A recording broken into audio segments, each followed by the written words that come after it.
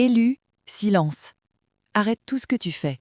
Pose ton téléphone, ferme les onglets, éteins les distractions. Verrouille ton cœur et ton esprit sur ces mots. Cette douleur sourde, cette tache qui vit sous ta poitrine depuis si longtemps, celle autour de laquelle tu as appris à respirer, à marcher, à sourire, même quand ça fait mal, elle a un nom. Et aujourd'hui, on va le prononcer à voix haute, ensemble, sans peur. Abonne-toi à la chaîne, aime la vidéo et active la cloche pour recevoir les prochains messages inspirants. L'ennemi est en alerte maximale cette semaine pour une seule et unique raison. Il sait que dès l'instant où tu comprendras ce que je vais te révéler, la blessure la plus profonde, la plus ancienne de ta vie, perdra son emprise sur toi pour toujours. Tout commence à se dénouer maintenant. Les cycles émotionnels qui reviennent comme des vagues, les relations qui finissent toujours par la même note douloureuse, la version de toi que tu touches du bout des doigts sans jamais vraiment l'atteindre, ça ne s'arrête pas par hasard, ça s'arrête parce que tu es enfin prêt à être ici, à recevoir ça. Repense à ces derniers jours, peut-être un souvenir qui a surgi sans crier gare, une phrase, un regard, un ton de voix que tu as utilisé avec quelqu'un que tu aimes et qui t'a figé sur place, parce qu'une fraction de seconde, il ressemblait exactement au sien. Peut-être une lourdeur inexplicable au réveil, un poids dans la poitrine sans cause visible, mais que tu savais, au fond de ton être, connecté à quelque chose de bien plus ancien que ta vie actuelle. Tu n'es pas arrivé sur ce message par accident, ce n'est pas l'algorithme qui t'a poussé ici, c'est le Saint-Esprit qui t'a conduit à cet instant précis, c'est un rendez-vous divin écrit avant la fondation du monde. Tu te tiens au seuil de la guérison la plus importante, la plus libératrice de toute ton existence. Reste, jusqu'à la dernière seconde, ne scrolle pas. Dans les minutes qui viennent, je vais te remettre la révélation qui recadre toute ton histoire d'origine. Je vais te montrer exactement la dynamique invisible qui opère en coulisses de chaque relation importante, de chaque décision qui t'a marqué, de chaque tentative de te reconstruire. Et à la fin, je te donnerai une déclaration puissante, une arme spirituelle qui coupe définitivement le cordon invisible qui te tire en arrière chaque fois que tu essaies d'avancer. Ton toi guéri, libre, qui comprend enfin pourquoi il est comme il est et qui n'a plus peur d'être aimé tel qu'il est, ce toi-là t'attend de l'autre côté de ces mots. Il te supplie de rester. Je sais ce que tu traverses en ce moment. Ce n'est pas simplement du chagrin, ce n'est pas seulement de la colère, c'est quelque chose de plus ancien, de plus enfoui qui vit dans la partie de toi qui s'est formée avant même que tu aies des mots pour nommer ce qui t'arrivait. Tu as fait le travail, lu les livres de développement personnel, suivi une thérapie, tenu un journal, répété des affirmations positives jour après jour, et pourtant, quelque chose revient toujours.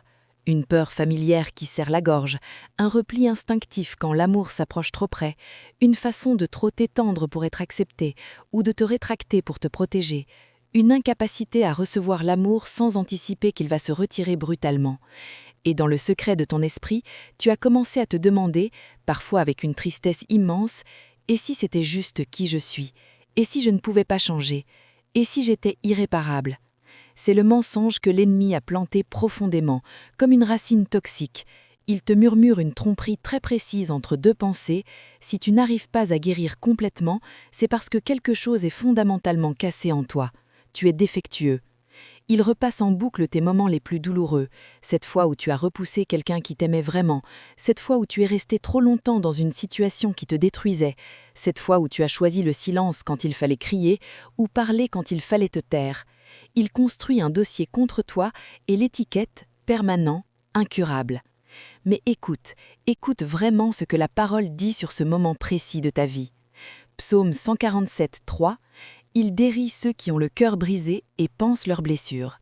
Remarque ce mot « pense ». Ce n'est pas un câlin rapide, ce n'est pas une parole gentille, c'est une déclaration médicale.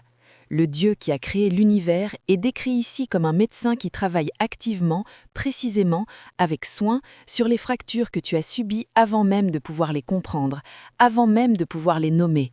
Cette promesse n'est pas pour quelqu'un d'autre, pas pour les cas faciles, c'est le verdict sur ta vie en ce moment même. Tu n'es pas cassé, tu es en train d'être pensé.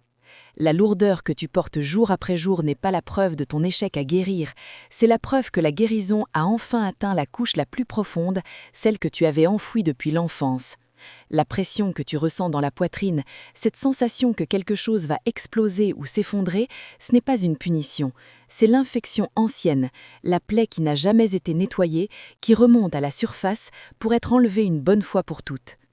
Tu croyais que la blessure concernait ses choix à elle, ce qu'elle a fait, ce qu'elle n'a pas fait, ce qu'elle n'a pas pu donner. La révélation que je t'apporte aujourd'hui est plus radicale et plus libératrice. Ce n'était jamais vraiment à propos de ces actes, c'était à propos de ce que tu as conclu sur toi-même à cause de cela. Cette conclusion, formée dans le silence d'un enfant face à des moments qui auraient dû être différents, face à une absence, une imprévisibilité, une critique ou un vide émotionnel, a dirigé ta vie depuis l'ombre. Et c'est exactement ça qui s'arrête aujourd'hui. Pas parce que tu es enfin prêt à être assez fort pour passer par-dessus, pas parce que tu as enfin trouvé la bonne technique, mais parce que le Très-Haut a programmé ce moment de clarté comme le tournant décisif de ton histoire. La racine n'est pas la blessure visible que tout le monde peut voir, ce n'est pas le schéma comportemental que ton thérapeute t'a aidé à identifier, ce n'est même pas la relation qui t'a brisé et laissé en miettes. La racine, c'est le verdict que tu as prononcé contre toi-même dans le silence de la tempête. Je ne suis pas digne d'être aimé tel que je suis. Je dois gagner l'amour.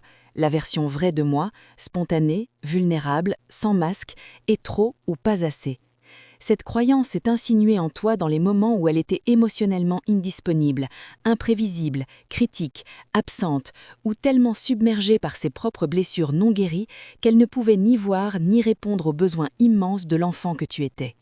Tu as survécu en construisant un système de défense brillant, une hypervigilance permanente, une autosuffisance à tout prix, une performance constante pour être accepté, un besoin d'être indispensable pour ne pas être abandonné. C'était un chef-d'œuvre de survie infantile. Mais ce bouclier est devenu une prison.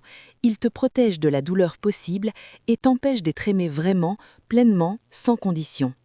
Tu ne peux pas te protéger en permanence de la blessure potentielle et rester ouvert à la vulnérabilité transformatrice de l'amour authentique. Ces deux postures s'excluent mutuellement. Tu ne peux pas garder les murs levés et inviter quelqu'un à entrer en même temps.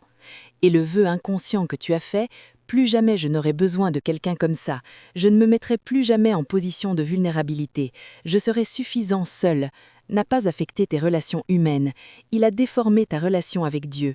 Tu as projeté sur lui l'imprévisibilité, l'exigence de performance, la peur du retrait que tu avais connu avec elle. Tu as lu son amour inconditionnel à travers les limites humaines et blessées d'une mère imparfaite. Tu as attendu qu'il retire sa présence dès que tu faillais. Tu as cru pouvoir performer pour mériter son amour. Tu as interprété ses silences comme des rejets personnels. Mais ce n'est pas le vrai Dieu. Le vrai Père court vers toi avant même que tu aies fini ton discours d'excuses, comme le Père du Fils prodigue dans Luc 15. Il ne t'aime pas plus quand tu performes spirituellement, ni moins quand tu t'effondres complètement. Il court vers toi maintenant, au milieu de ta confusion, de ta douleur, de ton sentiment d'être trop cassé. Il court avec une hâte indigne, sans retenue, parce que son amour n'attend pas que tu sois prêt. As-tu vraiment pleuré ? Pas juste analysé ta douleur, pas juste pardonné intellectuellement, pas juste compris pourquoi c'était arrivé. As-tu pleuré la perte réelle, la mère que tu désirais si fort et que tu n'as pas eue, l'enfance qui aurait dû être un refuge sûr et aimant, la version libre, joyeuse et confiante de toi-même qui n'a jamais pu s'épanouir pleinement? Le deuil non pleuré ne disparaît pas dans le vide. Il se déplace dans ton corps, douleurs inexpliquées, tensions chroniques, dans les choix inconscients, dans les vagues de tristesse qui tombent sans raison apparente même quand tout va bien. Heureux ceux qui pleurent, car ils seront consolés. Le réconfort ne vient pas en évitant le deuil, mais en le traversant pleinement. Tu ne peux pas guérir ce que tu refuses de pleurer avec la profondeur et l'honnêteté qu'il mérite. Et la dernière, la plus subtile barrière à ta liberté totale, c'est ton identité à l'intérieur de l'histoire de la blessure. Tu as porté si longtemps le rôle du blessé, du survivant, du cassé qui essaie de guérir, que tu ne sais plus vraiment qui tu es sans ce cadre familier. La vraie liberté n'est pas seulement l'absence de douleur, c'est la construction courageuse et active d'un nouveau toi, un toi sans ce récit limitant, sans cette lentille déformante. Qui es-tu sans la blessure ? Place ta main sur ton cœur, respire profondément, sens les battements, et déclare avec foi, avec autorité, avec des larmes si elles viennent. Je relâche le verdict que j'ai prononcé contre moi-même dans le silence de la blessure. Je renonce à son pouvoir et à son autorité sur mon monde intérieur. Je renonce aux vœux inconscients que j'ai faits contre le besoin, contre la confiance, contre la vulnérabilité. Je choisis d'être vue, connue et aimée telle que je suis, sans performance. Je choisis de pleurer pleinement et honnêtement ce qui a été perdu, la mère désirée, l'enfance sûre et aimante, la version libre et joyeuse de moi-même qui n'a jamais pu s'épanouir. Je confie mes larmes à Dieu, mon Père qui court vers moi. Je relâche l'identité que j'ai construite à l'intérieur de l'histoire de ma douleur. Je sors de ce rôle familier et j'entre dans ma véritable essence divine. Je ne suis pas ce qui m'est arrivé. Je ne suis pas mes conclusions d'enfant blessé. Je ne suis pas le manque. Je ne suis pas trop ou pas assez. Je suis celui que le Très-Haut a poursuivi sans relâche à travers chaque détour, chaque chute, chaque retour en arrière, chaque moment où j'ai cru être abandonné. Je reçois la guérison profonde à la racine même de ma blessure, pas seulement en surface, pas seulement les symptômes, mais précisément là où tout a commencé. Je reçois le nom sacré que Dieu prononce sur moi depuis avant ma naissance. Je reçois un amour qui ne se retire jamais, qui ne dépend pas de mes performances, un repos véritable pour mon âme.